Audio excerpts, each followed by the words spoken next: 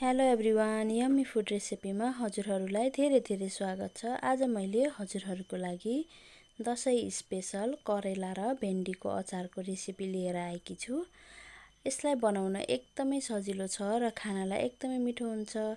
आशा छ हजुरहरूलाई मनपर्छ। अब भने म रेसिपी सुरु गर्न जाँदैछु। त्यसको लागि मैले आगोमा कराईलाई बसालेँ र कराईमा मैले 4 चम्चा जति तेललाई राख्छु र राखिसकेपछि मैले करेला र भेन्डीलाई लामो साइज गरेर काटेर लिएकी छु र पियाज र खुर्सानीलाई पनि लिए र कराईमा मैले मेथीलाई पड्काउँछु र अघि काटेको पियाज र खुर्सानीलाई पनि त्यसैमा राखेर एकछिन चलाउँदै पकाउँदै गर्छु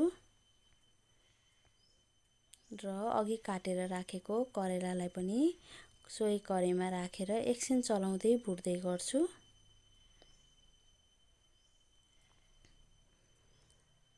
यतिको भुटिसकेपछि अब भने मैले अघि काटेको भेन्डीलाई पनि त्यसैमा राख्छु र भेन्डीलाई पनि एकछिन मिडियम हिटमा चलाउँदै पकाउँदै गर्छु। यता पाक्दै गर्छ र अर्कोतिर भने मैले कराई बसालेर तिललाई राखेर पनि भुट्छु।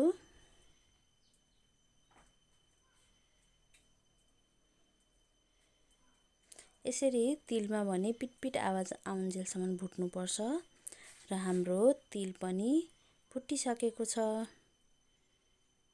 र यता हाम्रो करेला र भेन्डीलाई पनि फेरि चलाउँदै भुट्दै गर्छु।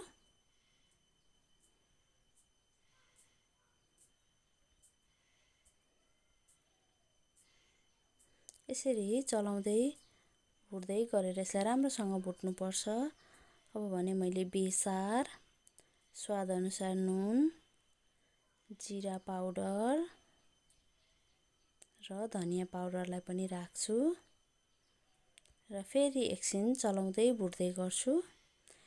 हामीले यो भेन्डी र करेलालाई चाहिँ एकदम राम्रोसँग नै भुट्नुपर्छ।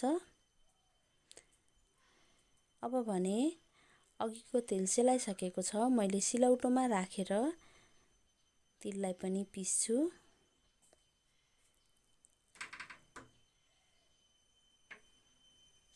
र पिसिसकेपछि अघि भुटेको भेन्डी र करेलामा सोही तिल पिसेको तिललाई राखेर एकछिन चलाउँदै पकाउँदै गर्छु। अब भने हाम्रो भेन्डी र करेलाको अचार रेडी भयो। त्यसमा मैले कागतीको रसलाई पनि राख्छु।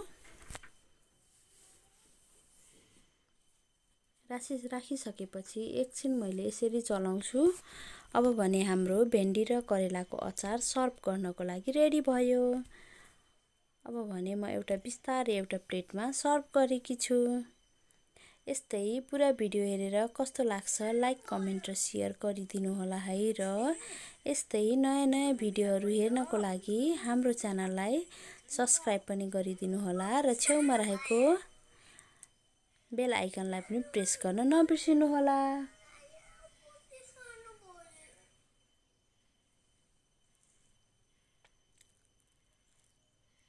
अब भने मैले एउटा प्लेटमा सर्भ गरिसकेकी छु। हजुरहरूले पनि एकपल्ट यो रेसिपी ट्राई गरेर प्रतिक्रिया दिन नबिर्सिनु होला।